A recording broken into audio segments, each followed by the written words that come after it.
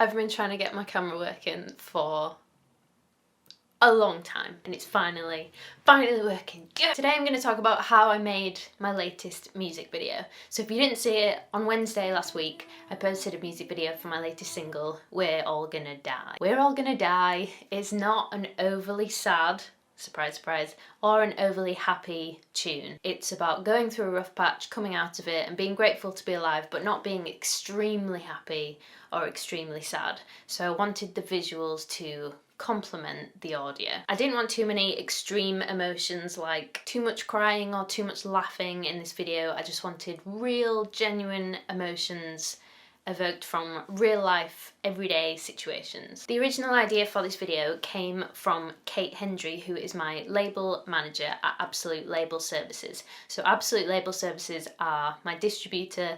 They are the people that send my music out to iTunes, Spotify, etc. Kate had said when she was listening to the track We're All Gonna Die that she was visualising images of different emotions in different locations and Polaroids. I just bought a Polaroid camera, great timing. I felt like that would be something that would work really well with the song because the song talks about very real feelings and real life situations as well. I felt like the two would go really well together. So that is the idea that I ran with, thanks Kate. There are some visuals with Polaroids that I'd seen before from other artists that I really liked. So I did draw inspiration from Alessia Cara's Here and also Grace Carter's Why Her Not Me. They really captured real emotion and they were just sort of deep in thought when the camera went off, and that's the sort of thing that I really wanted to get from the shoots that I did with the Polaroid camera, but also from the video camera, which I'll talk about in a little bit. So the next thing to think about was locations. Deciding what locations were significant to me or places that I was able to be deep in thought or, you know, had some emotional significance to me. I went to a lot of different places to get these Polaroid shots, which you can see here, and to get the footage. They included my mum and dad's house with their cat, my cat, the family cat, Theo. My bathroom, specifically my bath, which there is a crying scene in, but it's not hysterical crying, it's sort of thoughtful crying. My front room, which is where I love to have a cup of tea and watch Netflix. My car, again, I do a lot of thinking in my car, a lot of songwriting as well as I'm driving along. Yorkshire Sculpture Park, which I love, absolutely adore the place. It's full of sculptures, but there's also a lot of beautiful scenery there. There's a couple of massive, really nice lakes, a wildlife reserve. I just really like it. My parents did take me and my sister a lot when we were younger as well, and then a lot in our teenage years, and now as an adult, I just love it. Also, there's a great cafe, and they do brilliant food, and really good coffee as well. It's great, you should go. And the true to life locations wouldn't be complete without a shot of me in bed because I love being asleep. I love it. The shots from Yorkshire Sculpture Park were great to show a thoughtfulness. Those images from the video from the sculpture park are very indicative of a personal journey and a light at the end of the tunnel, that kind of thing. The shots of me in bed were really good actually during the edit to keep that feeling of life carrying on and there being new mornings and being happy to be awake and sometimes not wanting to get out of bed and that sort of thing. The bath shots for me are definitely true to life. I've cried it out in the bath a few times to sad songs. When I've just needed a cry, I feel like the bath is the best place to be. Just all the water, the tears, the water, more water, with the water, together, forever. It's probably the shot in which I'm most vulnerable and there is a lot of skin showing. I don't wear clothes in the bath. I don't know what to tell you. When I filmed that particular scene, I was thinking about some sad things in my life in the past. Bringing back those memories was painful, but it was also good for the video. The things I do for my art. My wife helped me film and also take a lot of the photos, the Polaroids, that make up the artwork, and a lot of it was very casual. I didn't want it to be too scripted because I wanted it to be very real. I'm not sure how many times I've said real so far in this video. Maybe we should start playing a drinking game. Yeah. Sometimes she was filming me without me knowing. I actually think those parts of the video are the best parts because you really see me. When I watch the video back now, there are some parts of it where like I'm on my laptop doing work, and the part where I'm making a cup of tea or drinking tea on the sofa. In some of those places I didn't know she was filming me, and I feel like you can really actually see me.